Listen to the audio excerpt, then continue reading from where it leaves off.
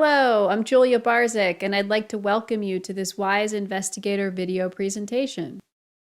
If you're in a faculty position at a university in the United States and want to learn how to finally have success with funding, stay tuned.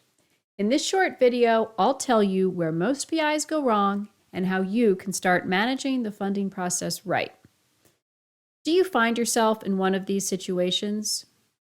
You're just starting to think about funding and you have no idea or very little idea of how you'll go about it. Your plan is likely to start with the funders that supported your grad school or postdoc research. If you have gotten started looking for funding, you may have found when you reach out to program officers, you don't get a response, and then you don't know what to do from there. If you have submitted proposals, it may feel like a shot in the dark, and you have no idea of the likelihood that they'll be supported. You may watch your colleagues get funded and not know what they're doing right and what you're doing wrong. So why is this a problem? Well, for a few reasons.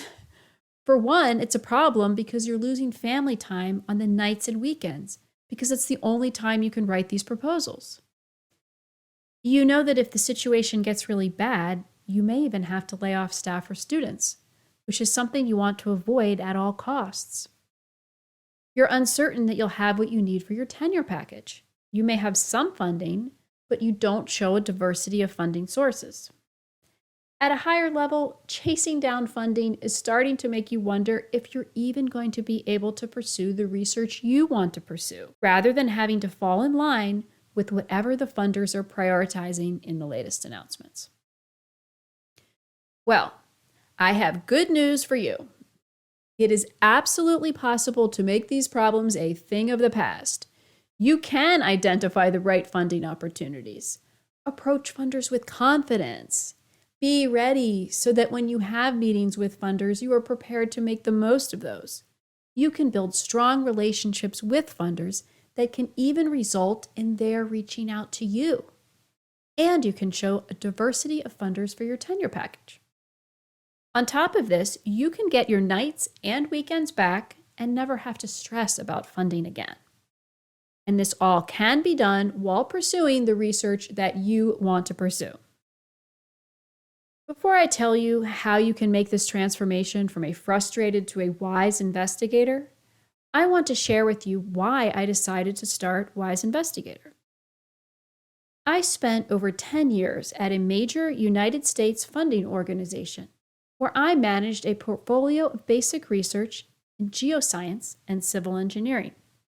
I led every stage of the funding process, from writing solicitations, performing outreach, working with PIs at the pre-proposal stage, directing the proposal evaluation process, and recommending proposals for support.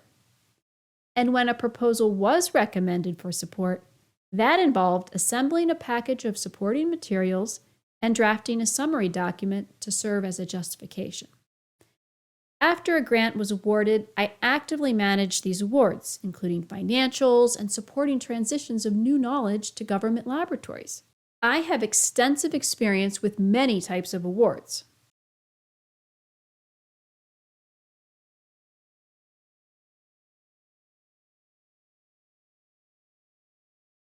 So I had a lot of duties that many PIs are not aware of, but that are very relevant to the funding process.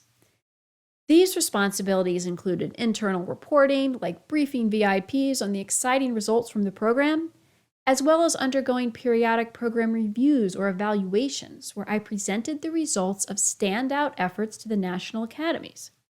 By any objective measure, the program I managed was very successful. Program PIs consistently published in top journals, with one paper even making the cover of Nature. Many program PIs also received tenure at their institutions, and some transferred to positions with tenure at institutions that were higher ranked or a better fit for them. Now, at a more personal level, I want to tell you why I decided to leave a secure and rewarding position to start WISE Investigator. For a while, I was in a dream job. However, as time went on, I became frustrated when I realized how little preparation most PIs had to start applying for funding. In the earlier years, I was able to spend time working one-on-one with PIs, helping them craft their ideas so that they could become fundable. And by fundable, I mean in terms of making the technical merit and the mission impact clear. But as time went on, I had less time to spend with PIs in this one-on-one work. And I found this concerning because I knew that these types of interactions had a lot of value and that many PIs who had great ideas just weren't getting the support they needed to make their great ideas fundable. I could see that their universities were very well equipped to support proposal development and submission, but they were not able to provide one-on-one training or support beyond that. That said, there was a small minority of PIs who did have the skills to engage the funding process well. And this is where I learned what separates the PIs who get funded easily from those who don't. I realized that I could have the biggest impact to science by working to fix this situation. So I founded Wise Investigator, where I'm able to teach PIs in plain language what they need to do to have success with funding. Now, let's get into the funding process. Many PIs are going into this thinking that they have to write a bunch of proposals, submit them, and just wait and see what happens. So the funding process is effectively a black box. But you would never accept working with a black box in your research. If you're an experimentalist, you would never accept just loading your samples into an instrument and using the data without having any idea how the instrument worked. If you work with models, you would never use one in your research if you didn't know what assumptions were used or what computations were performed. So this black box situation is not okay for the funding process either. In reality, there is no black box. The funding process has a lot of moving parts. In fact, all the parts work together to form a professional network. This means people are working together, creating win-win-win scenarios. And this is what you want to be a part of. So how do you do this? To start, you need to shift from thinking about tactics only to using a combined approach, with mindset, strategy, and tactics working together to have success with funding. Now, when someone wants to improve their situation with funding, it's usual to move right to tactics. If you attend presentations given by agency representatives, most of the advice comes in the form of tactics, such as for proposal preparation. This can be good information, but tactics are often not transferable to a new situation. They're just not enough. In terms of strategy, that's something that's usually underdeveloped for most PIs, and mindset is rarely, if ever, discussed in the research funding process. A wise investigator is someone who is using the right combination of mindset, strategy, and tactics to achieve the outcomes they want. Now's a good time to do a quick reality check.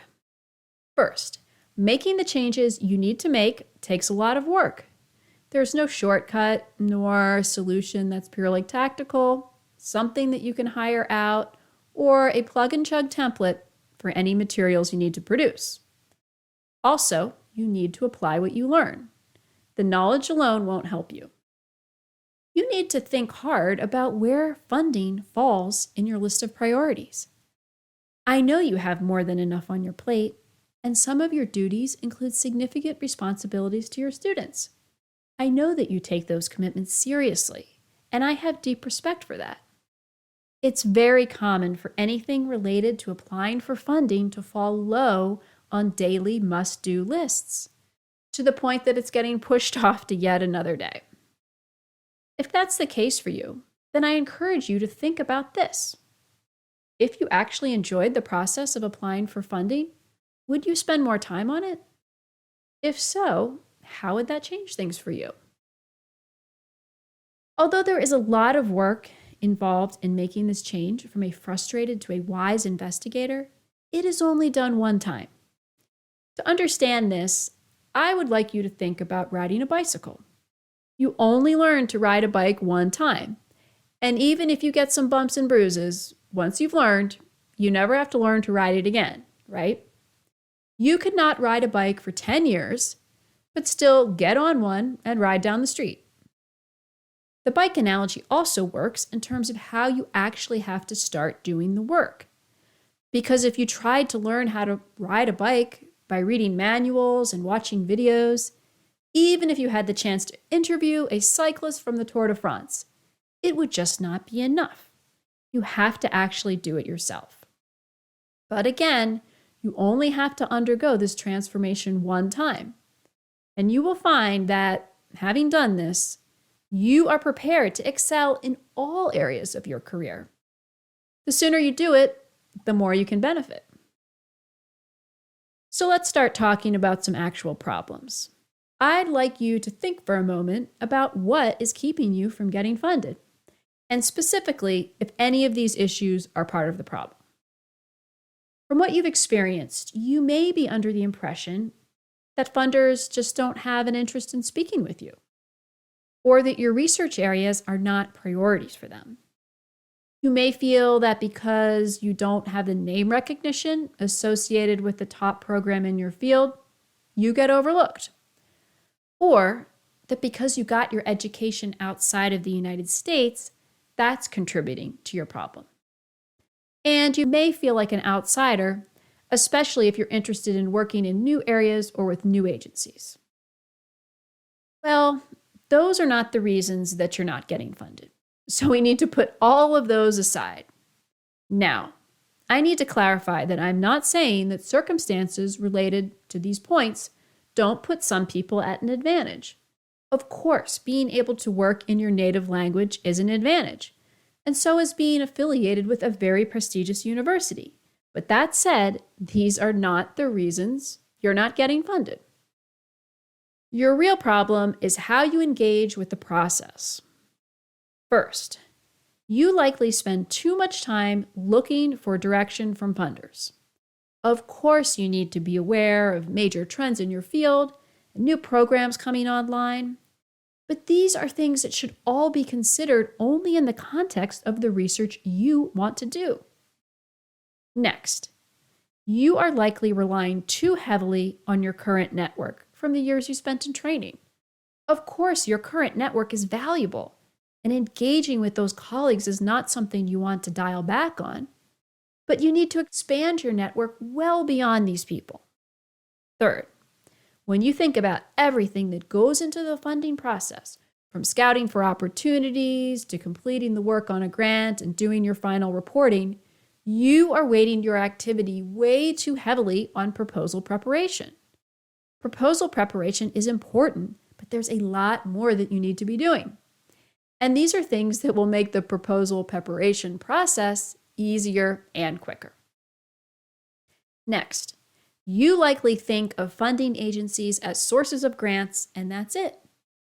You probably never really took the time to think about what goes on in a funding agency. But it's to your advantage to learn what goes on and how you can support an organization in reaching its goals. When you have an attitude of wanting to get, but not any awareness of what you can give, for example, in terms of your expertise, you are missing a key part of a relationship building opportunity. You want to build professional networks that include funders. Relationships in which all parties benefit are always better than those that are very one-sided. Finally, you have no training or support for anything but the administrative aspects of proposal preparation. Not only do you not have this support for the broader process, but you don't have any idea of how you would get it. I can say with confidence that once you make the changes that you need to make, yes, you will get funded. But you will find that the payoffs go well beyond that. The campus news office will be featuring your work. You will be invited to present your work at high levels, and you may even influence the direction of funding programs. What this means is that you will become a go-to leader in your field. And this is because everything you learn to be successful in getting funding does all of this for you. Really, you can't have any of these things without the others. It all goes together. So, what are the most effective ways to manage the funding process and get the result you want? First of all, before you look around to funders, you need to get clear on the research topics you actually want to pursue. Once you're confident and well-grounded in that, you can start to look around with a new set of eyes. Next, you need to gather information from way beyond your network. And you also need to do serious groundwork before you consider writing a proposal. And you only want to write proposals that you think have a solid chance of being supported. You need to develop a give before you get mindset where you approach professional relationships as ones that can be win-win-win. And lastly, you need to invest in training, mentoring, and support. Let's consider the training and support that's traditionally been available.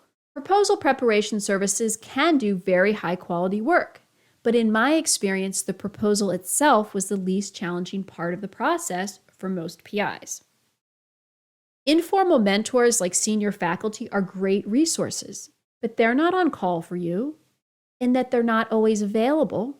There may be things you aren't comfortable asking them, and advice based on an experience from a few years ago may no longer be relevant. Also, and this is an important point, many people who have good success with funding or careers can be what's known as unconscious competence. This means that they're doing things right, but they don't know why. They just have the good fortune, maybe because of certain personality traits or a certain process they follow that allows them good results. The problem is that they won't be able to teach their process to others, and when circumstances change, their results may change, but they may not know why or what to do from there. Agency webinars are helpful, and you should watch them, but you have to keep in mind the people presenting are government employees who are speaking in an official capacity. They aren't going to be able to provide their own advice, only the position of the agency. What you need to do is work with someone who knows the entire funding process, not just a snapshot. You need someone with no allegiances other than to you, and someone who can speak 100% freely without worrying about embarrassing or upsetting an employer. And you need to invest your own time and energy.